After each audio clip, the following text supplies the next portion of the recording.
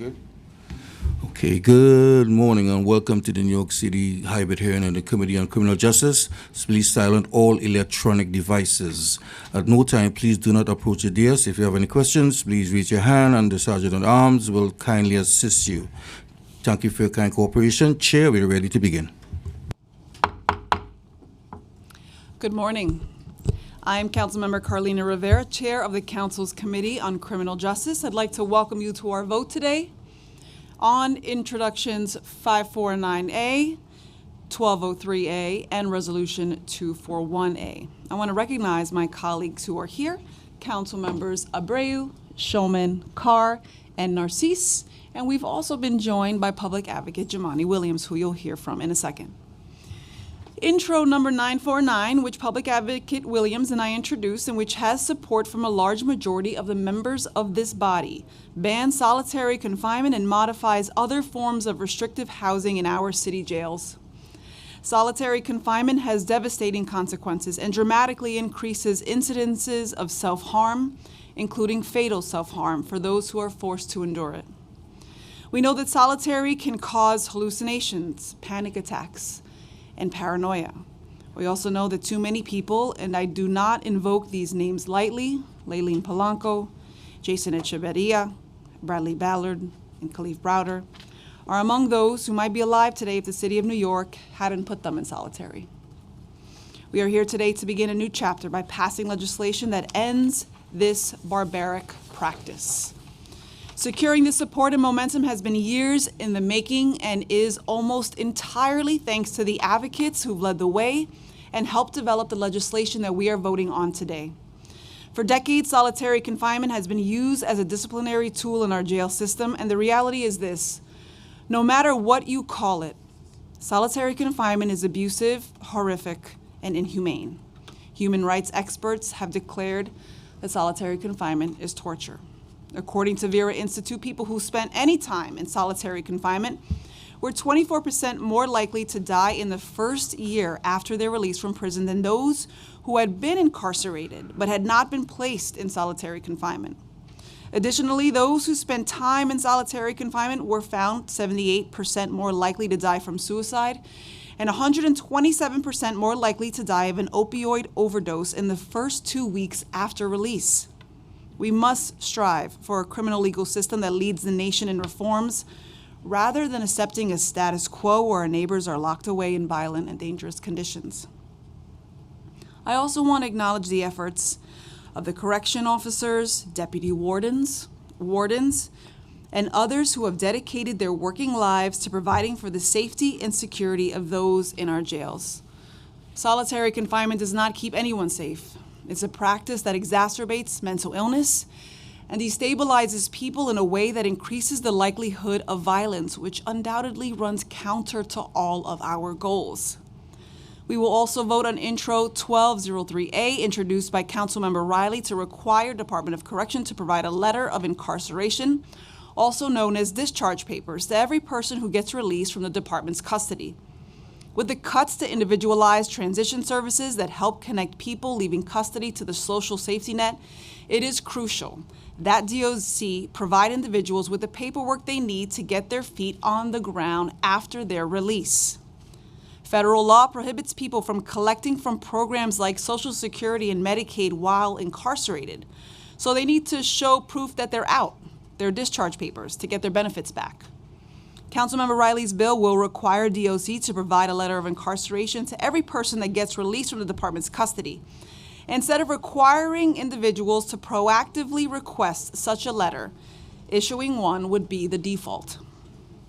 Finally, we will vote on Councilmember Hudson's Reso 241A to urge our colleagues in Albany to swiftly pass the Elder Parole and Fair and Timely Parole Act. As a result of outdated and racist law and order practices and policies, the share of the jail and prison population comprised of older adults has been steadily rising in recent decades. Passing these bills would save our state money and reform the broken parole system that has left too many of our elders behind bars. I'm proud to support all the measures we are considering today. I urge my colleagues to vote aye. With that, I will now turn to the public advocate to give a statement on his bill. Thank you so much. Peace and blessing, love and light, everyone. Good morning. My name is Jamani Williams. I'm public advocate for the City of New York.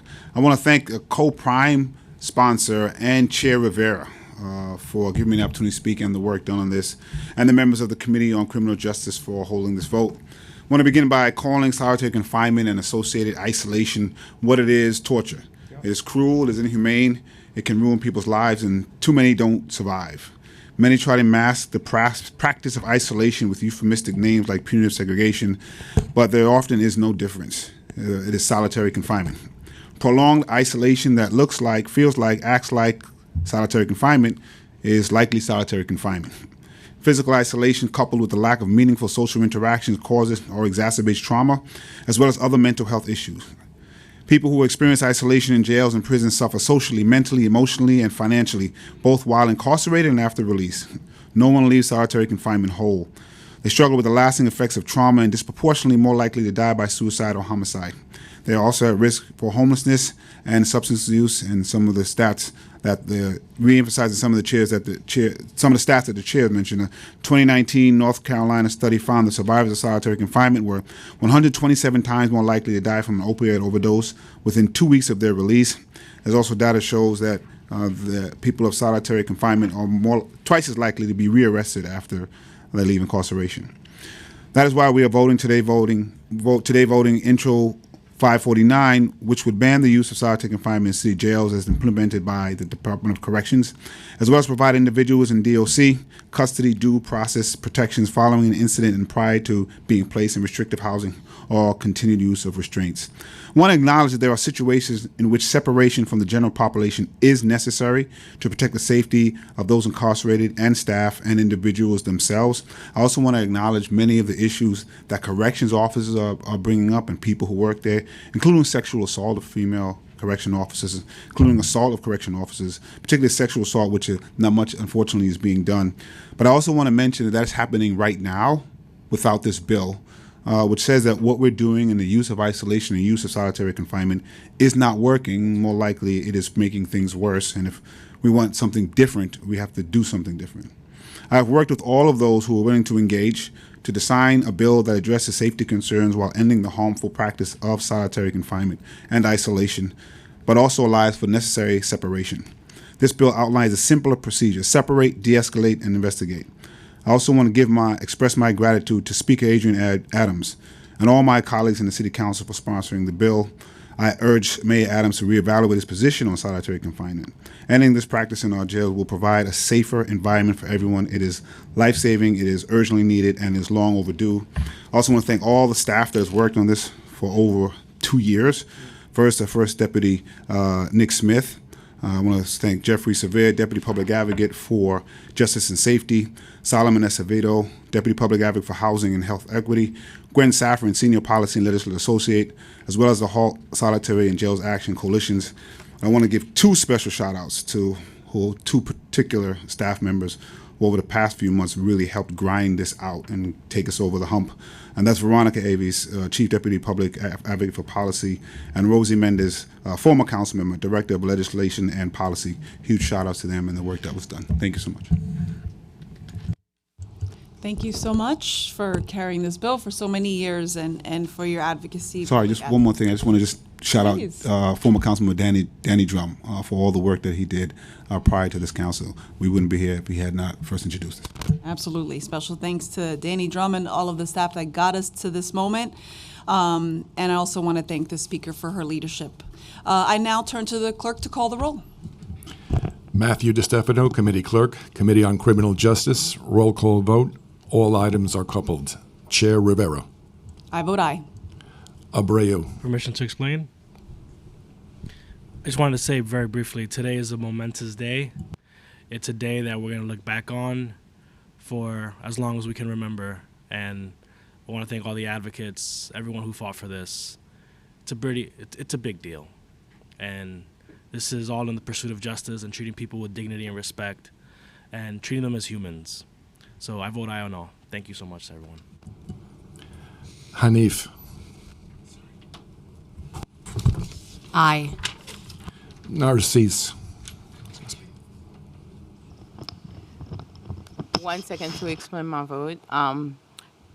it is, as a registered nurse for over 3 decades, did reentry program, and I have seen it close and personal, how detrimental it can be for someone to be, some folks say solitary confinement. I said solitary is more than that. It's just like a cage.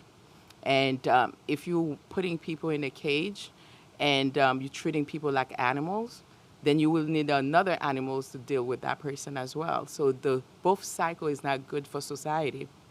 We're building a society that's not kind of not humanized, not human approach. We're supposed to treat people like people.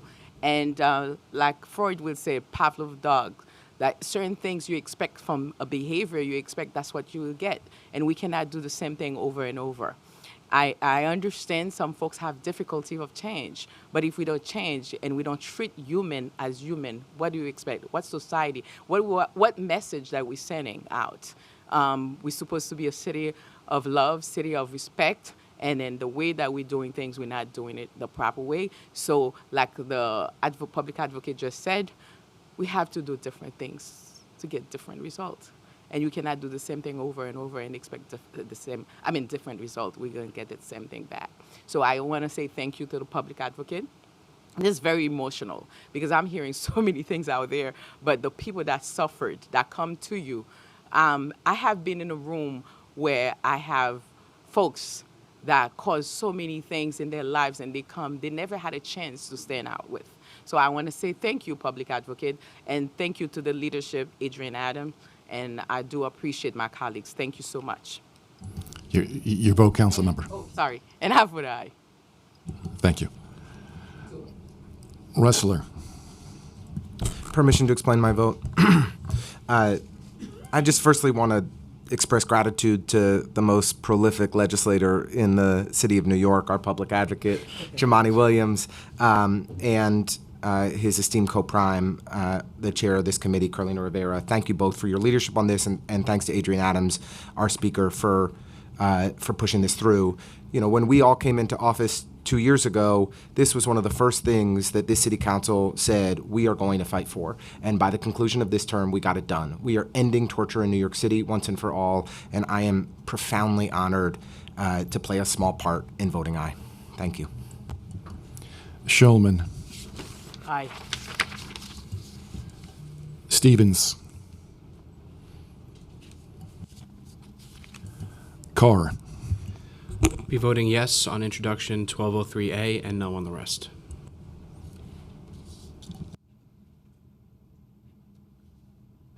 Okay, by the vote of 7 in the affirmative, 0 in the negative, no abstentions, the items have been adopted with the exception of intro 1203, which passed by a vote of 6 in the affirmative, 1 in the negative, and no abstentions. Thank you. If it's the other way around. It's the other way around. Yes Okay. on 1203A and no on the others. I apologize. The items intro 549A and res 241 passed 6 in the affirmative, 1 in the negative, no abstentions.